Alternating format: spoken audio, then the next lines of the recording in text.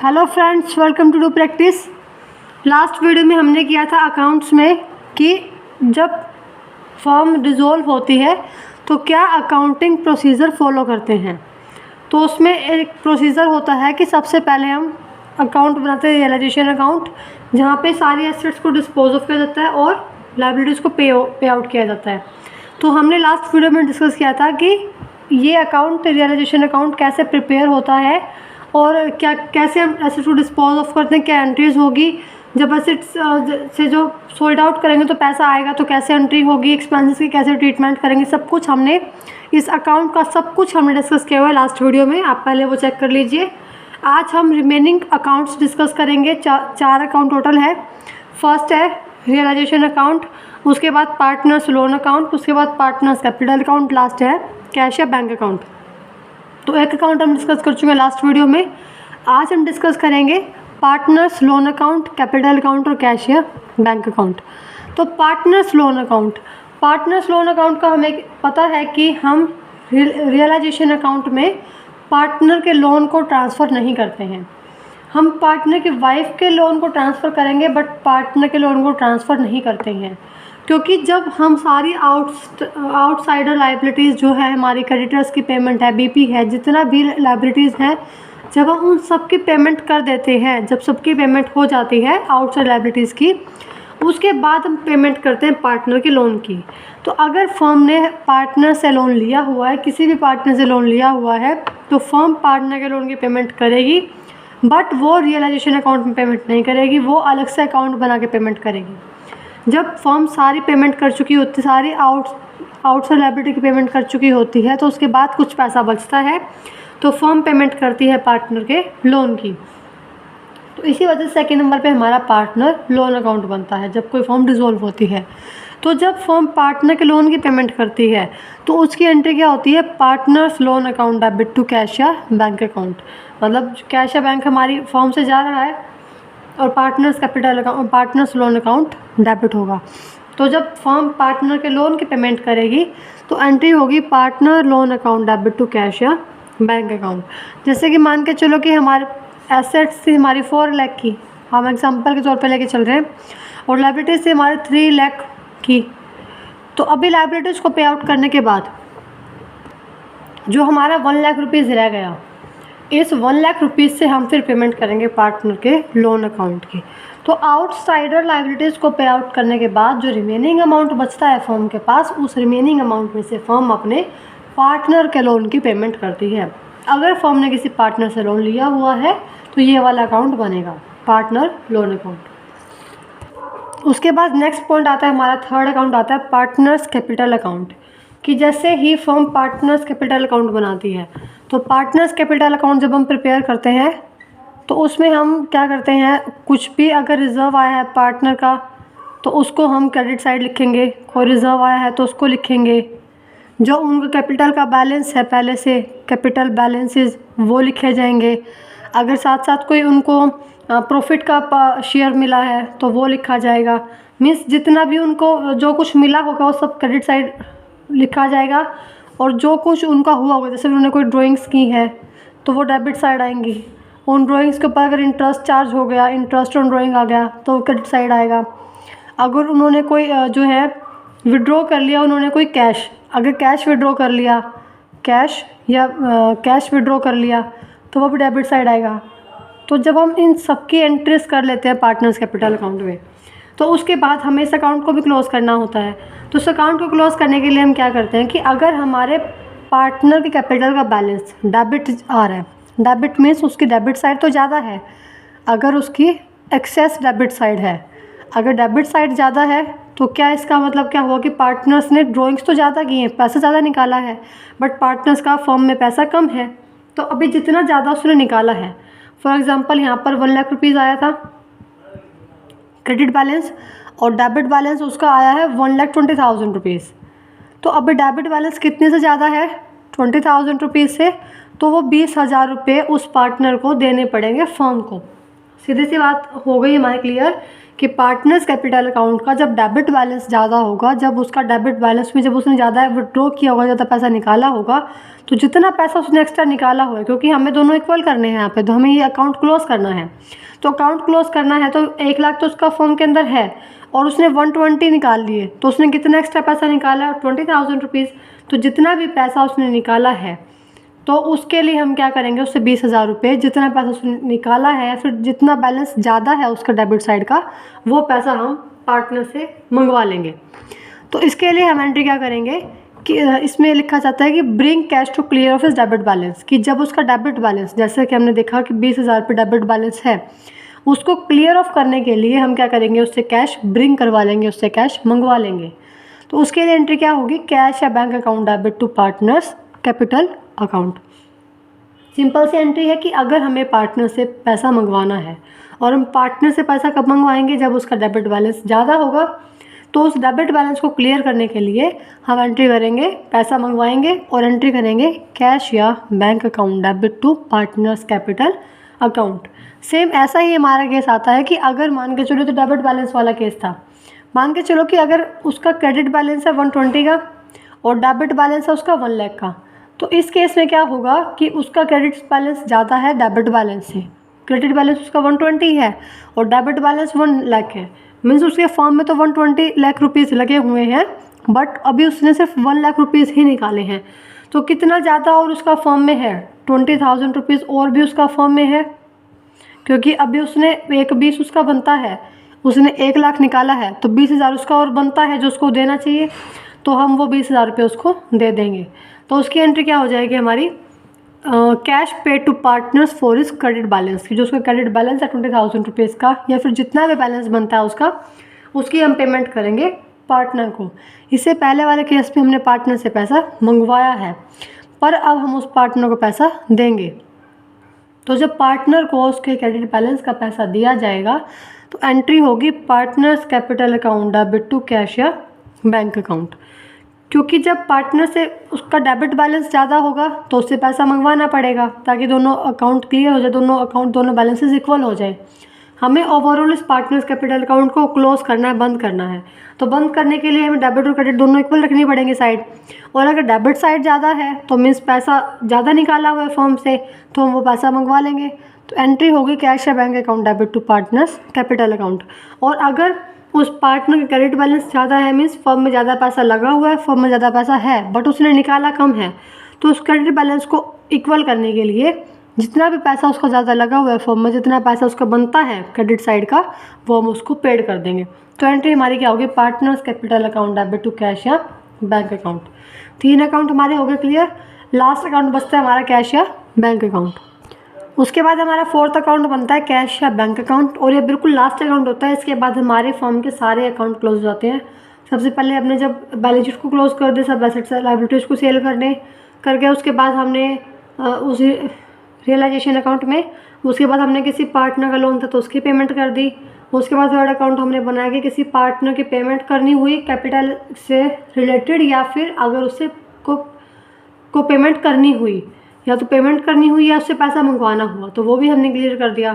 तो अब हम लास्ट चेक करते हैं कि हमारा ओवरऑल जो है, हमने जितना पैसा आया जितना पैसा गया, वो हमारा क्या रिजल्ट रहा। लास्ट में हम प्रिपेयर करेंगे कैश या बैंक अकाउंट।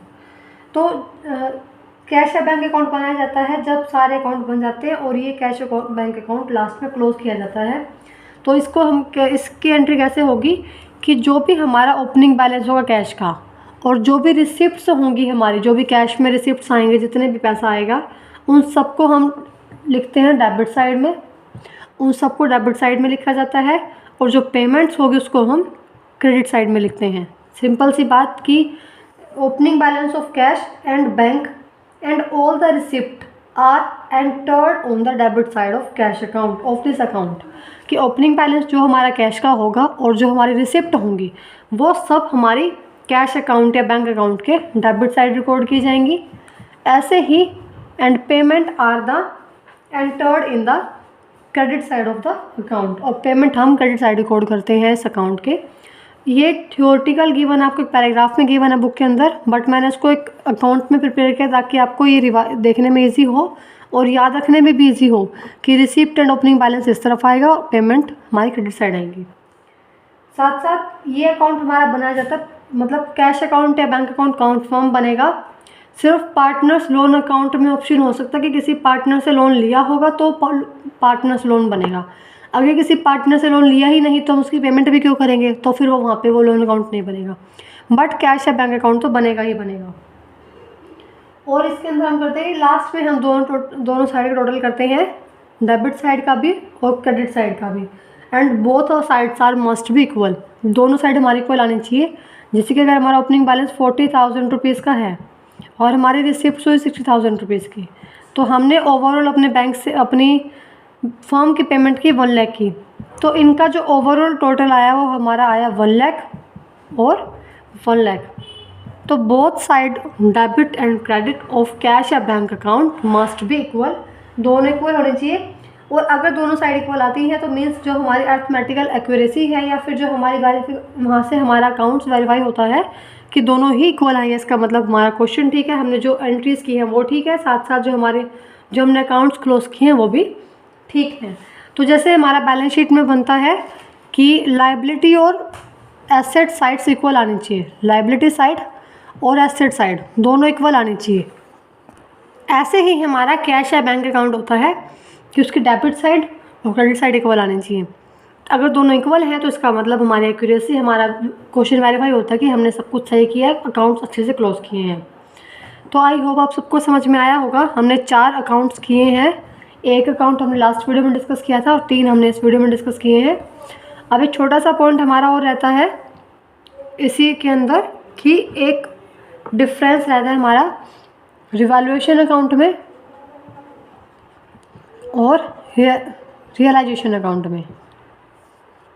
उसके बाद हमारा डिफरेंस आता है कि रिवैल्यूएशन अकाउंट और रियलाइजेशन अकाउंट में क्या डिफरेंस है, क्योंकि रिवैल्यूएशन अकाउंट में हम एसेट लायबिलिटीज़ के रिगार्डिंग ही एंट्रीज करते हैं और रियलाइजेशन अकाउंट में हम एसेट लायबिलिटीज़ के रिगार्डिंग एंट्री करते हैं। बट दोनों में डिफरेंस क्या है, तो सबसे पहली बात है कि रिवैल्यूएशन अकाउंट कब बनता है, व्हेन प्रिपेयर्ड।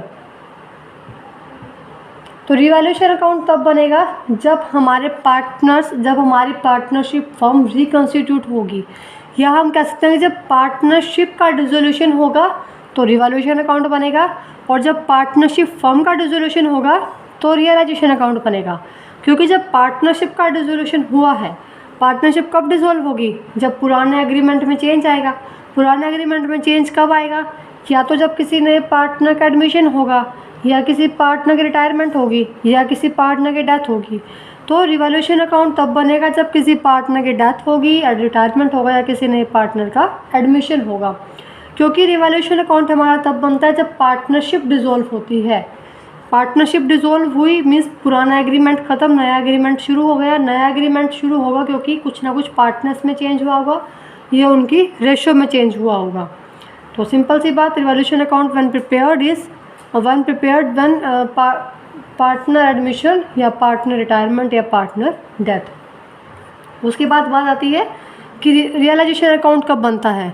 तो रियलाइजेशन अकाउंट तब बनता है dissolution of the firm, revaluation dissolution of partnership, और रियलाइजेशन अकाउंट बनेगा जब डिसोल्यूशन ऑफ पार्टनरशिप फर्म, जब पार्टनरशिप फर्म डिसॉल्व हो रही होगी, जब हमारी पार्टनरशिप फर्म डिसॉल्व होगी उसके बाद ये अकाउंट बनेगा। क्योंकि जब पार्टनरशिप फॉर्म डिसॉल्व होगी तो सारे अकाउंट क्लोज करने पड़ेंगे, और अकाउंट को क्लोज करने का काम करता है रियलाइजेशन अकाउंट। वहीं पर हम सारे अकाउंट्स को क्लोज करते हैं, वहीं पे जब फॉर्म डिसॉल्व होगी तो ये अकाउंट बनता है। उसके बाद बात आती है कि हमारा ऑब्जेक्टिव क्या है प्रिपरेशन करने का, मतलब हम इस अकाउंट को क्यों बनाते हैं, रिवैल्यूएशन को और रियलाइजेशन को। सबसे पहली बात कि हमारा ऑब्जेक्टिव क्या है, to make necessary adjustment in value of asset and liabilities. जो हम एसेट और लायबिलिटीज़ में जो एडजस्टमेंट करते हैं, जो चेंजेस करते हैं, उनकी जो चेंजेस आते हैं एसेट और लायबिलिटीज़ की वैल्यू में, उसके एडजस्टमेंट के लिए हम रिवैल्यूएशन अकाउंट बनाते हैं। तो जो भी ये अकाउंट हमारा रिवैल्यूएशन अकाउंट हमारा प्रिपेयर होता है जब हमें एसेट और लायबिलिटी की वैल्यू में जो चेंज आया है उसकी एडजस्टमेंट के लिए जो हम अकाउंट बनाते हैं उसको हम रिवैल्यूएशन अकाउंट कहते हैं। जैसे एसेट की वैल्यू अगर 1 लाख थी, 1 लाख से 2 लाख हो गई, तो जो 1 लाख का चेंज आया उसकी हम एडजस्टमेंट करते हैं रिवैल्यूएशन अकाउंट के थ्रू। और हम रियलाइजेशन अकाउंट क्यों बनाते हैं, रियलाइजेशन अकाउंट हम इसलिए बनाते हैं कि जो हमारी एसेट को सेल करने के बाद, लायबिलिटीज़ की पेमेंट करने के बाद ओवरऑल क्या रिज़ल्ट रहा, प्रॉफिट आया या लॉस हुआ, मतलब हमारी फर्म का क्या रिज़ल्ट रहा, उस रिज़ल्ट को फाइंड आउट करने के लिए हम रियलाइजेशन अकाउंट बनाते हैं, टू फाइंड आउट प्रॉफिट और लॉस, कि एसेट्स को सेल करने के बाद हमारा क्या प्रॉफिट आया और क्या लॉस आया। उसके बाद थर्ड आता है हमारा कि रिज़ल्ट क्या रहेगा, ओवरऑल रिज़ल्ट क्या रहेगा। तो जब रिवॉल्यूशन अकाउंट बनेगा तो मीन्स रिवॉल्यूशन अकाउंट तब बनेगा जब पार्टनरशिप डिसॉल्व होगी। पार्टनरशिप डिसॉल्व होगी मीन्स कोई नया पार्टनर आया, कोई पार्टनर गया, किसी पार्टनर की डेथ होगी। तो जब रिवॉल्यूशन अकाउंट बनता है तो उसके बाद फर्म अपने फंक्शंस को, अपने बिजनेस को कंटिन्यू रखती है with a change relationship of partners. जैसे पहले 2 पार्टनर्स थे ए बी, उनका कोई एग्रीमेंट था, कोई नया पार्टनर आ गया सी, तो सी के आने से ऐसा तो है नहीं कि फर्म ने बिज़नेस बंद कर दिया, बट जब सी आया तो उसके बाद फर्म ने रिवॉल्यूशन अकाउंट बनाया, और रिवॉल्यूशन अकाउंट बनाया तो रिवॉल्यूशन अकाउंट बनाने के बाद ए बी की जो बैलेंस शीट थी उनके अकॉर्डिंग एसेट और लायबिलिटीज़ की वैल्यू में एडजस्टमेंट करने के बाद फर्म ने अपना बिजनेस वापस कंटिन्यू कर दिया with the A B C partners. Means पहले उनका रिलेशनशिप था ए बी का, बट उनका रिलेशनशिप अब ए बी सी, तब 3 पार्टनर्स मिलके काम करने लग गए। तो इसका मतलब ये होगा रिवॉल्यूशन अकाउंट जब बनेगा तो उसके बाद फर्म अपने बिजनेस को, अपने फंक्शंस को कंटिन्यू करेगी, बस फ़र्क क्या होगा कि उन पार्टनर्स का रिलेशनशिप चेंज हो जाएगा। बट जब रियलाइजेशन अकाउंट हम बनाते हैं तो उसका रिज़ल्ट क्या रहता है कि firm comes to an end, क्योंकि जो हमारी फर्म है वो एंड हो जाती है, वो ख़त्म हो जाती है, वो वापस बिज़नेस नहीं करती। जब एक बार ये अकाउंट बन गया तो पहली बात तो ये कि अकाउंट बनेगा तब जब फर्म बंद होनी हो, और जब फर्म बंद होगी तो जब ये अकाउंट बन जाएगा तो उसके बाद फर्म अपना बिज़नेस कंटिन्यू नहीं करेगी, फर्म अपने बिज़नेस को बंद कर देगी। अब एक पॉइंट आता है कि रिवॉल्यूशन अकाउंट कितनी बार बनता है और रियलाइजेशन अकाउंट कितनी बार बनता है। तो रिवॉल्यूशन अकाउंट तो हमारा बहुत बार बन सकता है, many times through the life time, मतलब बहुत बार बन सकता है, जितने टाइम तक फर्म रहेगी उसमें मैनी टाइम बन सकता है during the life span. Firm के लाइफ स्पैन में बहुत बार बन सकता है रिवॉल्यूशन अकाउंट, क्योंकि बहुत बार पार्टनर्स आएंगे, बहुत बार पार्टनर्स जाएंगे, किसी पार्टनर की डेथ भी हो गई बीच में, किसी का रेशो भी चेंज करने का मन हो जाएगा, तो मीन्स बहुत टाइम जब फर्म रिकॉन्स्टिट्यूट होगी तब रिवॉल्यूशन अकाउंट बनेगा। तो फर्म के लाइफ स्पैन में बहुत बार रिवॉल्यूशन अकाउंट बन सकता है, बट रियलाइजेशन अकाउंट सिर्फ वंस टाइम मीन्स एक ही बार बनेगा, वंस एक ही बार बनेगा, once during the life span. तो फर्म रियलाइजेशन अकाउंट को अपने लाइफ स्पैन में एक ही बार बनाएगी। कब बनाएगी? जब अपने फर्म अपने बिज़नेस को बंद कर रही होगी तभी वो इसको बनाएगी, उससे ना तो बहुत बार नहीं बनेगा, सिर्फ एक ही बार बनेगा जब फर्म अपने बिज़नेस को एंड कर रही होगी। एक पॉइंट आता है कि जब रिवॉल्यूशन अकाउंट है वो उसमें हम एसेट लायबिलिटीज़ की एडजस्टमेंट्स कैसे करते हैं।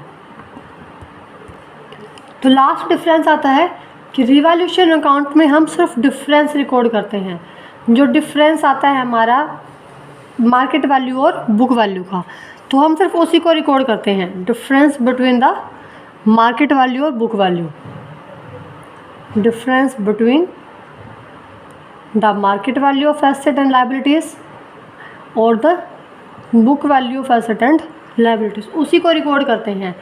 पर रियलाइजेशन अकाउंट में हम सिर्फ और सिर्फ बुक वैल्यू की रिकॉर्ड करेंगे एसेट की, क्योंकि सबसे बड़ा पॉइंट हमारे यही आता है, हम यहाँ पे मार्केट वैल्यू को रिकॉर्ड नहीं करते, मार्केट वैल्यू के एडजस्टमेंट को रिकॉर्ड नहीं करते। हम रिवॉल्यूशन अकाउंट में तो रिकॉर्ड करते हैं मार्केट वैल्यू और बुक वैल्यू दोनों का डिफरेंस को, कि कितना डिफरेंस आया उसको हम रिकॉर्ड करते हैं अपने रिवॉल्यूशन अकाउंट में। बट हम रियलाइजेशन अकाउंट में सिर्फ एसेट की बुक वैल्यू को ही रिकॉर्ड करते हैं, एसेट की और लायबिलिटीज़ की बुक वैल्यू को ही रिकॉर्ड करते हैं। वहाँ पे आपके मार्केट वैल्यू को हम कंसिडर नहीं करते। और उसके बाद हम रिकॉर्ड करेंगे इसमें कि जो वैल्यू रियलाइज़ होगी, रियलाइज वैल्यू ऑफ एसेट, उसको रिकॉर्ड करेंगे, और जो पेमेंट होगी लायबिलिटीज़ को, एक्चुअल पेमेंट, वो रिकॉर्ड करेंगे। तो इसमें मार्केट वैल्यू का कोई इशू नहीं है, इसमें हम रिकॉर्ड करते हैं सब कुछ बुक वैल्यू पे, और जो जिस पेमेंट पे वो रियलाइज़ होगा तो वो पेमेंट रिकॉर्ड कर देंगे, और जिस अमाउंट पे हम उसको सेल करेंगे एसेट को, तो वो अमाउंट रिकॉर्ड कर देंगे। तो ये हमारे 5 डिफरेंसेस है रिवैल्यूएशन अकाउंट और रियलाइजेशन अकाउंट में। आई होप आपको कंप्लीट प्रोसीजर समझ में आया होगा। सबसे पहले हमने रियलाइजेशन अकाउंट किया, उसके बाद हमने पार्टनर्स लोन अकाउंट किया आज, उसके बाद पार्टनर्स कैपिटल अकाउंट किया और फिर लास्ट में किया कैश बैंक अकाउंट। और अभी छोटा सा डिफरेंस था रिवैल्यूएशन और रियलाइजेशन अकाउंट में, तो वो हमने कवर किया है। तो ये कंप्लीट प्रोसीजर है। 68 नंबर का क्वेश्चन बनता है। आप इसको अच्छे से याद रखेंगे क्योंकि ये कंप्लीट हुआ विद एंट्रीज में फॉर्मेट इसका रियलाइजेशन अकाउंट का फॉर्मेट हो गया। इसमें डिफरेंसेस क्या हैं और कब अकाउंट बनेगा, कैसे उसकी एडजस्टमेंट होगी, सारी कंप्लीट क्वेश्चन बनेगा ये। तो ये थ्योरी पॉइंट से बहुत ज़्यादा इंपॉर्टेंट है, इसको आप मिस नहीं कर सकते। आप इस चैप्टर के अंदर थ्योरी पार्ट अच्छे से पढ़ के जाएंगे और कुछ 3-4 पॉइंट्स हैं जो हमारे छोटे छोटे पॉइंट हैं जो डिस्कस करने रहते हैं, वो हम नेक्स्ट वीडियो में डिस्कस करेंगे। अगर आपको वीडियो पसंद आई है तो वीडियो को लाइक कीजिए, शेयर कीजिए एंड कमेंट कीजिए और चैनल को सब्सक्राइब कीजिए ताकि आपको आने वाली वीडियो की नोटिफिकेशन मिल जाए।